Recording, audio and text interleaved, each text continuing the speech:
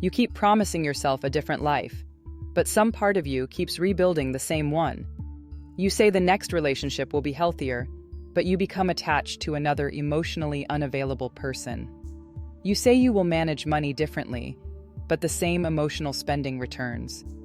You promise to take care of your body, finish the project, speak honestly, set the boundary, or stop returning to what hurts you.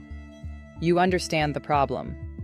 You may have watched the videos, read the books, written in the journal, and named the pattern. So why are you still repeating it? Because knowing the pattern is not the same as interrupting the machinery that produces it. The conscious mind believes that awareness should automatically create change. It says, "Now that I understand it, I will never do it again." But much of human behavior begins before the explanation. The subconscious mind predicts from previous experience. The nervous system prepares for what feels familiar. Then the conscious mind builds a story around the reaction. The unavailable person sends a message, and your body activates before wisdom enters the room. The unpaid bill appears, and avoidance begins before you consciously decide to postpone it. You feel pressure, loneliness, shame, boredom, or uncertainty, and the familiar behavior offers immediate relief. You check the phone. You spend the money. You withdraw from the conversation. You reopen the relationship. You silence the alarm. You abandon the promise. Then the conscious mind explains, "I needed closure. I deserved something for myself. This was not the right time. I was protecting my peace. I will begin again tomorrow." The explanation sounds rational, but the pattern has already received another repetition. Neuroscience helps reveal the machinery. Repeated behaviors become easier to activate because the brain becomes more efficient at using familiar pathways. This does not mean the brain permanently imprisons you, and it does not mean every decision is outside your control. It means that what you repeatedly practice becomes easier to repeat, especially when you are tired, stressed, lonely, afraid, or emotionally activated. Avoidance is practiced. Procrastination is practiced. Emotional pursuit is practiced. Blame is practiced. But courage can also be practiced. Discipline can be practiced. Truth can be practiced. Regulation can be practiced. The pattern survives because it often gives you something immediately. Avoiding the bill gives temporary relief from anxiety. Answering the unavailable person gives temporary relief from loneliness. Buying something gives temporary relief from emotional discomfort. Blaming someone else gives temporary relief from shame. Remaining silent gives temporary relief from conflict. But temporary relief trains long-term repetition. The behavior works for the moment, so the subconscious records it as useful. The nervous system learns, when this feeling appears, this is what we do. That is why intelligent people can repeat behaviors they fully understand. Intelligence explains the pattern. It does not automatically retrain it. You may have been trying to defeat an automatic response using conscious intention alone. You make a promise during a calm moment, but the old pattern returns during activation.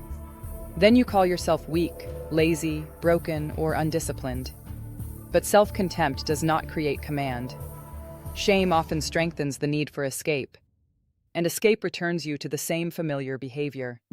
Stoicism offers a harder and more useful path. The Stoic does not demand that the first impulse disappear. The Stoic trains what happens next. The first victory is not immediately feeling different. The first victory is refusing to obey the old reaction automatically. When the message arrives, pause before answering. When the discomfort rises, name what is happening. When the purchase promises relief, wait. When the difficult conversation approaches, remain present. When your body says escape, ask whether the present situation is truly dangerous or simply unfamiliar. Create a space between prediction and decision. Start by identifying 5 parts of the loop. First, what triggered you? Was it loneliness, criticism, boredom, rejection, financial fear, uncertainty, or exhaustion? Second, what did your subconscious predict? Did it predict abandonment, humiliation, conflict, failure, or loss of control. Third, what happened in your body? Did your chest tighten? Did you become restless, numb, angry, urgent, or withdrawn? Fourth, what explanation did the conscious mind produce? I need closure. I cannot handle this now. They made me react. I will fix it later. Fifth, what familiar behavior followed, and what consequence did it create? This is where interruption begins, not with vague motivation, but with accurate observation. The subconscious predicts. The nervous system reacts. The conscious mind explains.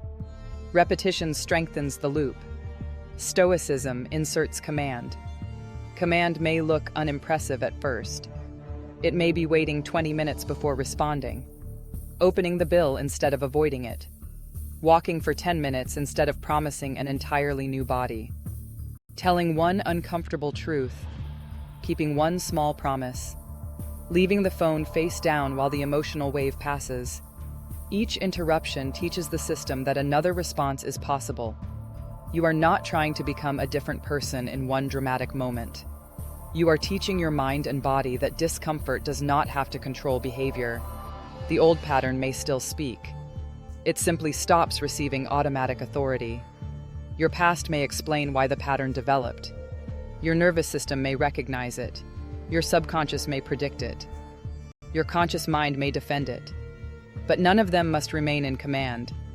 This week, do not make 10 promises. Choose one repeating loop. Identify the trigger, the prediction, the reaction, the explanation, and the behavior. Then interrupt one step. That is how the future begins to change. Not when you understand everything, but when the old pattern gives an order and you no longer obey without question. Do not merely understand what you repeat, interrupt it. That is Stoicism 2.0.